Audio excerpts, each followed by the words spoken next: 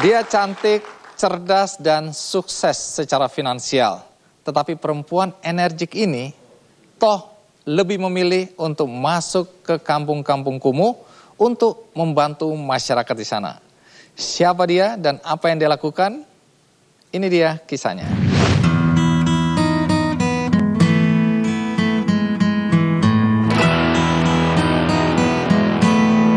Inilah Veronica Kolondam. Hidup sebagai pengusaha dan tercukupi segala persoalan hidup adalah harapan semua manusia. Namun tidak demikian halnya dengan sosok pengusaha sekaligus sebagai social entrepreneurs Veronica Kolondam. Bagi Veronica yang akrab disapa Vera, kehidupan mapannya tak lantas membuat mata hatinya menjadi buta. Kehadirannya di dunia akan berarti dan jauh lebih sempurna jika ia bisa berbuat sesuatu untuk mereka yang membutuhkan. Tahun 1999, hatinya miris saat mengetahui banyak remaja seusia sekolah terlunta-lunta secara pendidikan dan terjebak tanpa masa depan. Untuk menghadapi situasi tersebut, ia pun berpikir keras melakukan sebuah gebrakan untuk dunia anak dengan mendirikan sebuah yayasan sosial yang dinamai dengan Yayasan Cinta Anak Bangsa atau YCAP. Jadi YCAP itu adalah sebuah produk dari perjalanan spiritual saya sendiri yang mencoba untuk menjawab pertanyaan eksistensial saya. Gitu, kenapa saya ada di sini dan bagaimana caranya saya bisa memaknai hidup. Dalam melaksanakan program-programnya, Vera selalu berusaha tampil semenarik mungkin. Bahkan dalam rumah belajar yayasan yang ia dirikan, seluruh peserta didiknya yang berlatar belakang kurang beruntung itu tidak dipungut biaya. Bahkan, mereka mahir dalam menggunakan berbagai alat sehingga terciptalah nuansa yang kental akan keterampilan.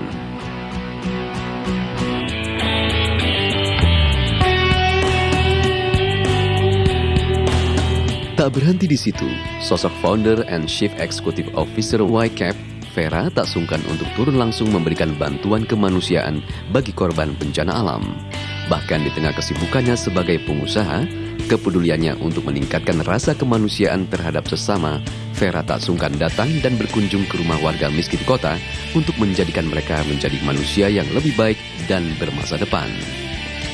Kini YCAP memasuki usia ke-14 tahun dan Veronica pun kian tumbuh bijak bersama yayasan sosialnya dengan konsistensi menjalankan 3 pilar utama kehidupannya, yaitu program Healthy Lifestyle Promotion atau HELP, House of Learning and Development, atau disebut Rumah Belajar, juga program Hands-on Operation for Entrepreneurship yang tersebar di seluruh Indonesia.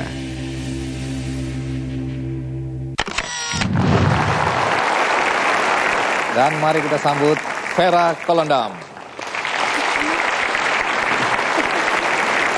Ya, silakan duduk.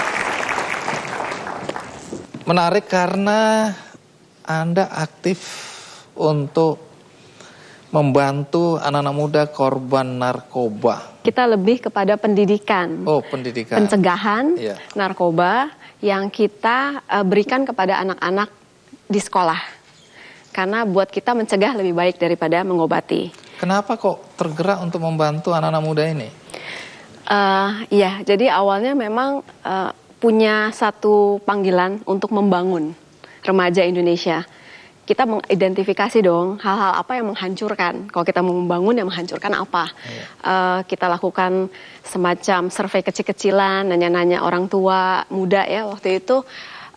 Ternyata narkoba menjadi salah satu hal yang ditakutin. Dan juga penyakit misalnya yang virus seperti HIV, hepatitis itu kan terinfeksi secara seksual karena perilaku pacaran yang mungkin kelewat batas gitu. Anda jangan lihat ke sana, boleh? Jadi jangan lihat ke saya pada saat Anda menyebut itu ya. Jadi intinya ya kita lakukan sesuatu yang bisa mencegah sebenarnya, yang menghancurkan anak muda ini. Ternyata dengan berjalannya waktu banyak hal lain sebenarnya menghancurkan, bukan cuma sekedar narkoba dengan segala macam perilaku beresiko, tapi yang menghancurkan itu juga sebenarnya kemiskinan, kebodohan, kurangnya kesempatan. Kembali ke narkoba dulu ya. Apa yang Anda lakukan?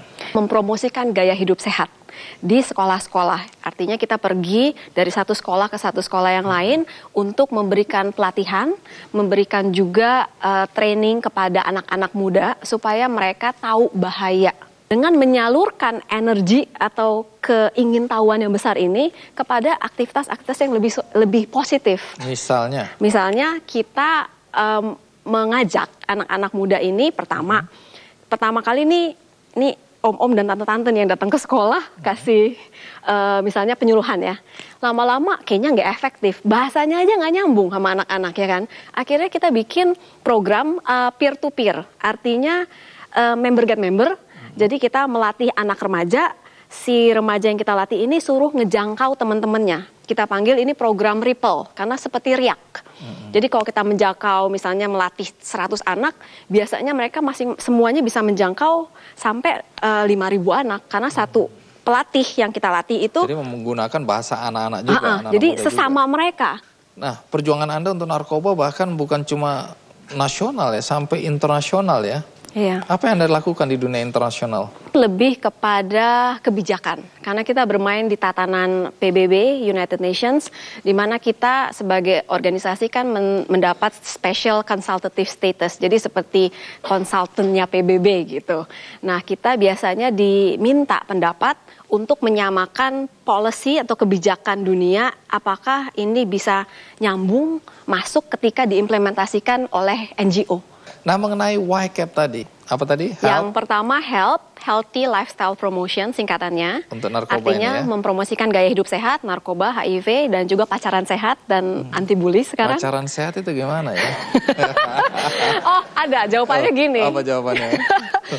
Apa yang kan orang pasti nanya dong anak-anak, apa dong Ma yang saya bisa lakukan, batasannya apa gitu kan. Iya. Saya selalu bilang, apa yang kamu bisa lakukan secara nyaman di depan orang tuamu, itulah batasannya.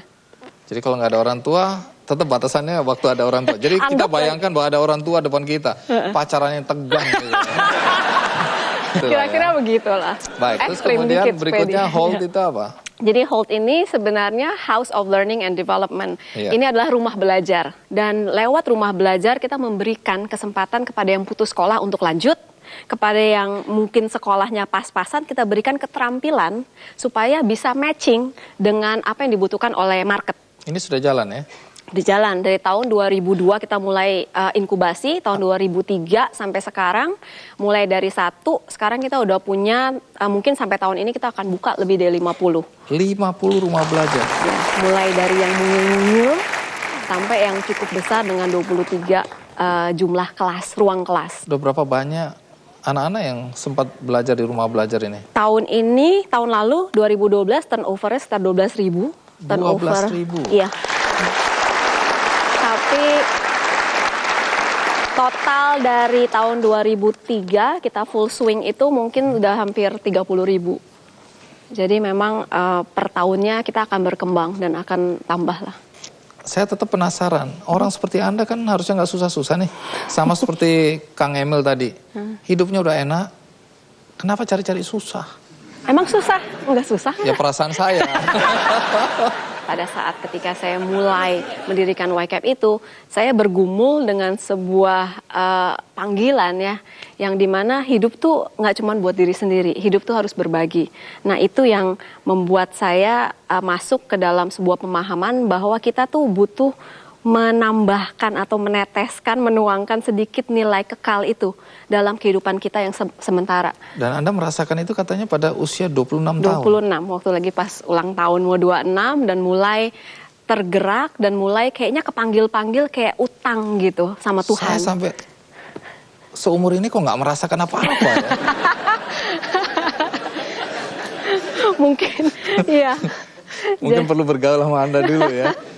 Baik. Sebelum kita lanjutkan, menarik karena bagaimana reaksi anak-anak ketika tahu ibunya belusukan ke kampung-kampung kumuh dan bagaimana pandangan suami, apakah dia tidak khawatir istrinya tercinta masuk ke daerah rawan. Ikuti terus Ki Candy.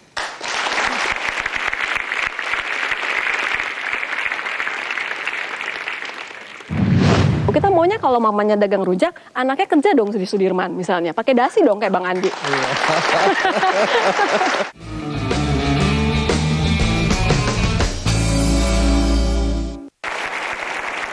Bu Vera, saya pernah ikut Anda masuk ke sebuah perkampungan kumuh di Jakarta Pusat. Di situ kemudian Anda memberikan bantuan modal bagi ibu-ibu. Nah, ini apa lagi? Ini program apa? Kita memberikan pinjaman mikro kepada ibu dari murid-murid.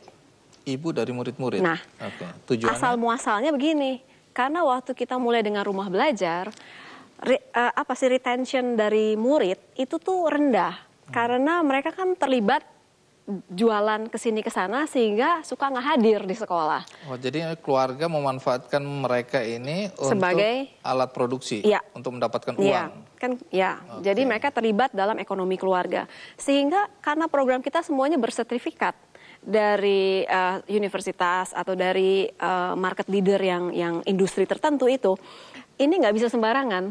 Kehadiran penting, kelulusan, nilai juga penting. Jadi kita berpikir gimana ya supaya kita bisa menstabilkan perekonomian keluarga sehingga mereka merelakan anaknya sekolah. Dan saya pikir, waduh, hati saya di situ langsung miris ya. Ada ibu dengan 3 anak, penghasilan 30.000 sehari, 50.000 sehari. Dan ternyata kredit mikro ini mampu meningkatkan pendapatan mereka sampai double, 100.000 lebih setelah berapa tahun. Dan saya pikir ini cerita-cerita yang bisa sebenarnya menjadi jawaban atas masalah kita. Ya? Jadi akhirnya kita coba dengan beberapa ibu dari murid-murid kita inkubasi dulu selama setahun, dan di situ kita lihat hasilnya, dan kita meluncurkan program kredit mikro ini yang kita kaitkan dengan pendidikan, sehingga bukan masalah perputaran uang aja, tapi kita mensyaratkan pendidikan anak kepada ibu yang perlu kredit dari kita. Oke, jadi kredit itu diberikan dengan catatan anaknya harus sekolah. Pertama, anaknya harus sekolah, dan ketika dia mau reloan, kredit lagi, kan ini kan berperiodik 6 bulan mau pinjam lagi, dia harus bawa anak yang putus sekolah di lingkungannya. Sehingga kita seakan-akan memaksa mereka menjadi malaikat perubahan, tapi ini menjadi syarat, dan kebanyakan terjadi. Dan yang kita lihat, ibu-ibu ini turut aktif ngerekrut anak-anak yang putus sekolah. Untuk disekolahkan di rumah belajar tadi. Di rumah belajar. Dan tahun lalu aja ada lebih dari 1.000 anak yang dibawa oleh 1.000 kelompok ibu-ibu ini. Wow. Iya. Boleh tahu bagaimana Anda menyesuaikan satu situasi di mana kondisi secara ekonomi bagus, semua hidup enak, tiba-tiba Anda harus berada di daerah-daerah kumuh. Karena banyak orang juga yang punya uang, hanya menyerahkan dananya, silakan dipakai, itu kan sudah bagus. Bagus banget. Tapi Anda ikut terjun untuk masuk ke perkampungan-perkampungan kumuh. Kenapa Anda harus lakukan itu? Pertama, saya rasa itu memang menjadi panggilan saya secara utuh. Kalau cuma kantongnya terpanggil, ya kan? Saya kantong dan diri juga belum. Kayaknya belum lengkap kalau buat saya ya. Setiap orang kan punya takaran yang berbeda-beda. Dan saya pikir justru nikmatnya itu ketika kita turun dan kita melihat, kita mendengar cerita dari ibu-ibu itu yang mengalami perubahan. Ya kan, setelah setahun di sini pendapatan dari 50.000 jadi 100.000. Aduh, senangnya gitu kan. Iya, dan kita ngelihat second generationnya, anak-anaknya, mulai yang tadinya mungkin sekolah nggak jelas apa, tiba-tiba pulang bisa ngomong tentang Facebook lah, udah sangat teknologi gitu ya, udah sangat paham teknologi gitu, dan itu kan artinya kita membangun generasi yang lebih baik. Jangan sampai ibunya ngutang kredit mikro, anaknya kredit mikro juga. Jangan sampai itu gerobak rujak diwariskan kepada anaknya. Kan kita nggak mau. Kita maunya kalau mamanya dagang rujak, anaknya kerja dong di Sudirman misalnya, pakai dasi dong kayak Bang Andi. Iya, iya. Walaupun ini dasi pinjaman. Menarik sekali ya, karena ini kesinambungan. Nah, kalau Anda merasa itu panggilan, terjun ke masyarakat langsung, tapi bagaimana reaksi anak-anak sendiri? Melihat ibunya masuk ke kampung-kampung kumuh. Rasanya sih mereka menikmati juga loh. Karena saya lihat ya setidaknya dari anak yang paling besar udah 18, yang kedua juga 16 tahun ya. Mereka melakukan beberapa proyek sosial yang memang berdekatan dengan apa yang saya lakukan. Inspirasinya tuh justru dari kegiatan saya gitu. Dan itu yang membuat mereka juga sebenarnya bisa kompetitif di sekolah karena real. Proyek-proyek ini bukan proyek yang sosial yang cuma diada-adain asal kena. Tapi mereka turun dan benar-benar tenggelam di dalam permasalahan sosial dan mereka turut serta gitu. Jadi anak-anak nggak keberatan sama sekali? Anak-anak sih kayaknya menikmati ya. Nah, karena dia bagaimana juga dengan suami? Suami. Apakah suami tidak khawatir istrinya masuk belusukan di daerah rawan? Kalau tidak, suami macam apa dia? Tanya aja sendiri, Bang. Oh, tanya aja. Coba yang merasa suaminya Veronica boleh berdiri? Iya. Oke. Saya percaya karena Anda punya suami yang hebat mengizinkan Anda. Jadi Anda beruntung sekali nih. Tapi yang menarik Pak Peter Tanuri ini dalam waktu dekat kami ya, beliau ini dari PT Achilles, perusahaan ban, itu akan bekerja sama dengan Kick Andy Foundation. Kami akan melakukan satu gerakan besar namanya Gerakan Sejuta Bola untuk Anak Indonesia. Jangan tepuk tangan dulu, karena kejutannya adalah gerakan ini bekerja sama dengan sebuah klub sepak bola Inggris ternama, yaitu Manchester United.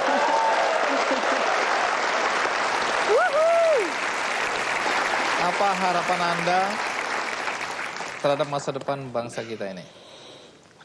Saya sih rasa dari private ya, dari swasta ini ya, punya satu kekuatan yang luar biasa. Kalau kita masing-masing kita mau peduli, masing-masing kita mau menginvestasikan entah waktu, kemampuan, keahlian, ataupun uang untuk perubahan. Dan saya yakin, mulai deh dengan bantu rumah tangga sendiri di rumah. Apakah anaknya dia sekolah? Kita perhatikan satu hal sederhana. Ya kalau ada ibu-ibu di sini saya lihat, coba mulai dari hal yang sangat sederhana. Satu, memperhatikan satu aja, artinya kita bisa menciptakan satu riak perubahan yang luar biasa untuk Indonesia. Itu harapan Anda. Baik, terima kasih Ibu Vera. Terima kasih, sudah Bang. berbagi di acara Kick Andy ya.